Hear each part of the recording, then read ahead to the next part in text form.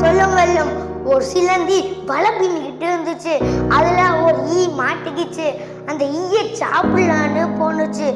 அப்ப அந்த ஈ சொன்னுச்சு, எலியாரை வலியார் அடித்தால் பலியாரை தெய்வம் அடிக்கும் அப்படின்னு சொன்னுச்சு. அப்ப சிலந்தி சொன்னுச்சு, நீ தெய்வத்தை தான் பார்க்க போற அப்படின்னு சொல்லி சாப்பிட போச்சு. அப்ப அந்த சிலந்தியோட கழுத்துல யாரோ பிடிக்கிற மாதிரி இருந்துச்சு. உடனே கோபத்துல திரும்பி பார்த்துச்சு. ஒரு பள்ளி நின்றுக்கு இருந்துச்சு.